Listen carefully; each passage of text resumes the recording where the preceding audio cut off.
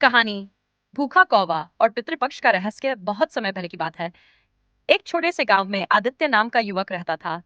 वह अपने परिवार के साथ खेती करता था, पर उसके जीवन में परेशानियां ही परेशानियां थी।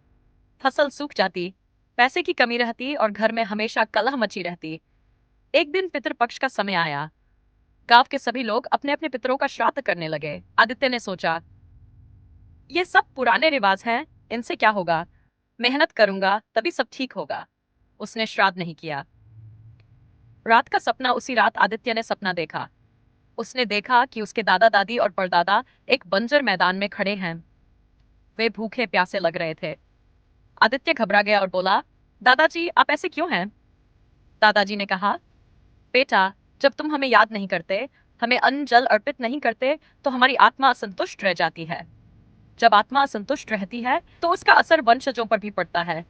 इसी कारण तुम्हारे जीवन में बाधाएं आती हैं।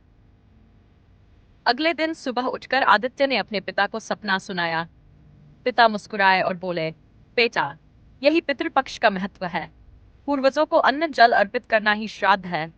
ये केवल रस्म नहीं बल्कि हमारे कर्तव्य का प्रतीक है।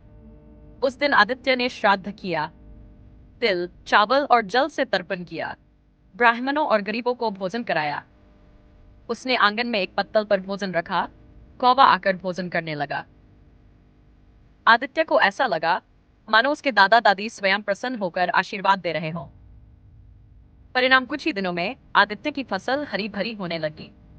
घर में शांति लौट आई और काम में तरक्की होने लगी।